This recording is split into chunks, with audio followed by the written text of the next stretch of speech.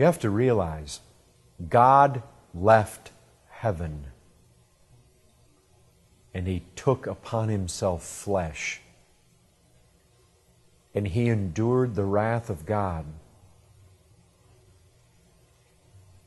The one thing only that I ever read in the Scriptures that Christ said, Father, no, if possible, not that.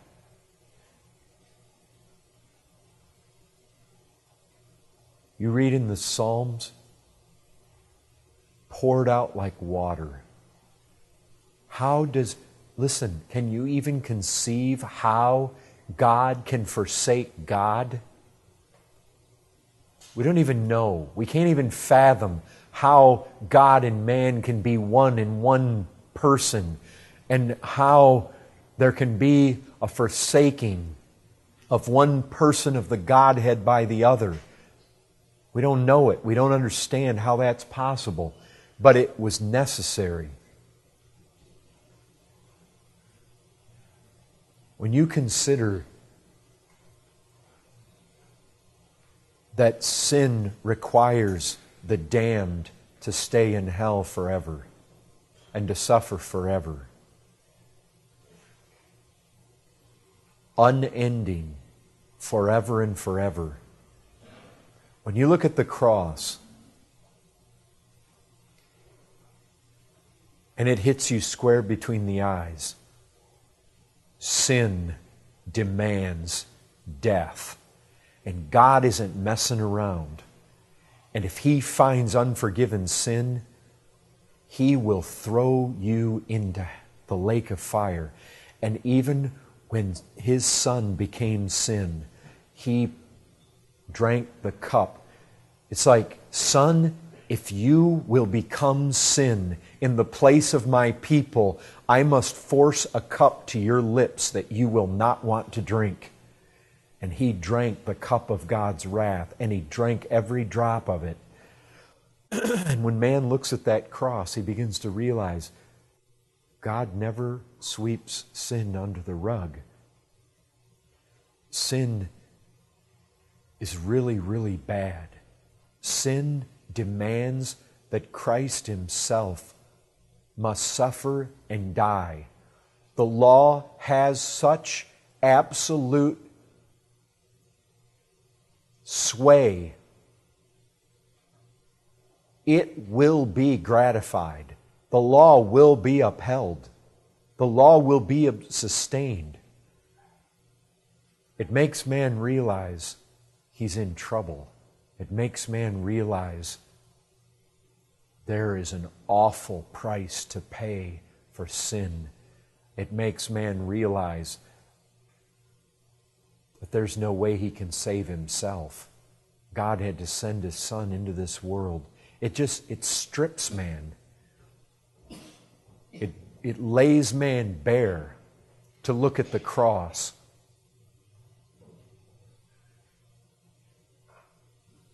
That's what He's saying here. You see, as soon as somebody comes along and they say, hey, we need circumcision, we're saying, oh, I can add to the work of Christ. But you see, the offense of the cross is the cross screams at man. You add nothing to this. You can add nothing.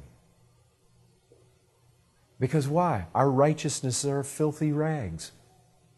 It strips it all away. You see, the offense of the cross is, man, you're not good enough. You're filthy. You're wretched. You're a sinner. And the truth is that most men will not come to Christ because they would rather be good enough in that day. See, where do you get that? Well, for one, all you got to do is talk to people. You can figure that out. But in Romans, you have that reality. I mean, you have Israel. They pursued a law that would lead to righteousness, but they did not succeed in reaching the law. You see, there's the problem. There's the problem. They had their law, but they never reached it. And so the law comes in and condemns them. Why? Because they did not pursue it by faith, but as it were based on works. They've stumbled over the stumbling stone, as it's written. You see, it's an offense. Behold, I am laying in Zion a stone of stumbling and a rock of offense. Why is Christ so offensive? Why is the cross so offensive? Because it says, man, you're not good. You're bad. You say, there couldn't be any better news. That's true. There could be no better news for men who are absolutely at the end of themselves and realize, I can do nothing to save myself. I am totally empty. I'm at the bottom. I've come to the end. Lord, I'm going to hell. There's nothing, I realize it. I am absolutely weak and I am in a hopeless condition. And if you don't come save me, I won't be saved. You see, for people like that, this is the best news on the face of the earth. But for people who think they're pretty good, they don't want this. The cross is an offense to them because it sticks them right in their pride. Proud man loves to boast. He loves to tell you about his credentials. That was Paul when he was lost. Let me tell you about my credentials. I was circumcised the 8th day. I was born of a certain tribe of Benjamin. I'm a Jew. I've got all the credentials. By flesh, I was born in the right people. I was born in the right tribe. I was circumcised in the right way. I was of the elite. I was a Pharisee. When it came to the law, as a man, as a religious man, I sought meticulously to keep it. You know what the cross does? It steps in and it strips you bare of all that. It says it's all worthless. And if you'll go to heaven, you've got to denounce it all. Lay it all aside. Set it down. Count it as dung. That's what He did. Count it as worthy of nothing but the dung heap. Everything. That's what the cross does. It comes to man and it says, what's your going to church? Throw it on the dung heap. So what if you've owned a Bible? So what if you were born in a Christian family? Throw it on the dung heap. So what if your grandfather was a preacher? Throw it on the dung heap. So what if you've done your penance? So what if you've gone and taken the Lord's Supper? So what if you were baptized? How many people want to say, well, I'm a deacon, I've sung on the choir, I've been baptized. So what? Throw it on the dung heap. That's what the cross says to man. And it's offensive. And man's pride just bristles when he hears it. How dare you tell me that? How dare you tell me that I'm not good enough? Well, I'm not bad enough to go to hell. You know what the cross says? The cross says you are bad enough to go to hell. And you needed something supplied outside your efforts to make a way to heaven. That's what it says. And that is offensive to self-righteous man. That is offensive to his pride. Man by nature is proud. Man by nature thinks he's good enough. Why do you think we can go up and down the streets and almost everybody says they are good enough to go to heaven? Almost everybody believes in this country they're going to heaven. Almost everybody believes they're right with God. Why? Because they're proud and they're deceived. And when you begin to tell them about the cross, you begin to tell them about how bad they are, how bad man is, and what that cross is all about. Jesus said it. Jesus said,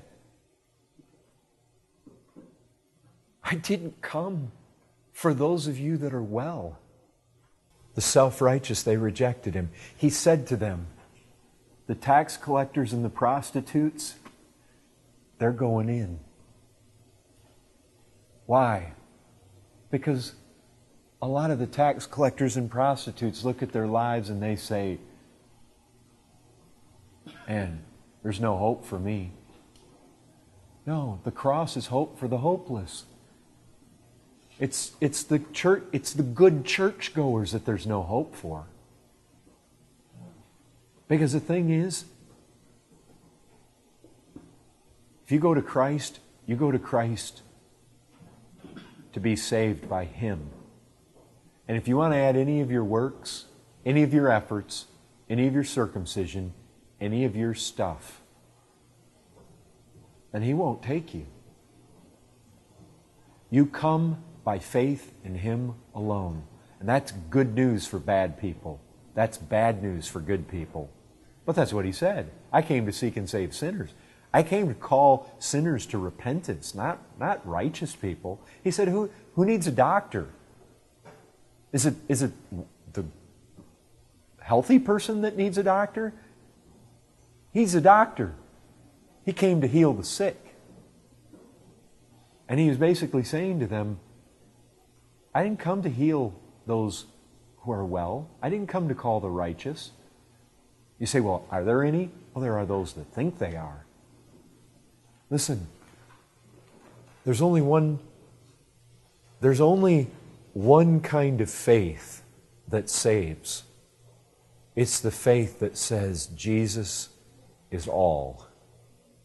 He's all my salvation. He's all my hope. It's not part Him and part me. It's not 90% Him and 10% me. It's not 999% Him and 1% my circumcision or uncircumcision. It's because as soon as one part comes in, then Paul just says, that's it. Do the whole thing. You see, that's what Christ says. Remember, Paul's inspired. This is Christ behind him speaking. Christ is basically saying this to all of us. Even if it's 9,999 parts Christ, you bring your one part in you, that's it. You've just disconnected from me, and now you keep the whole thing. See, Christ doesn't share any of it. He says, I'm saving you wholly or not at all. You want one little part in it, you're severed from me. That's it. But if you're a sinner, that's the best news ever. That means I don't have to have... I mean, if you look at your life and you really come to realize, if it took even one part in 10,000 mine, I'm going to hell because I don't have anything to offer. You see, salvation is for the bankrupt. It's for the broken. It's for the destitute. It's for the one who is broke.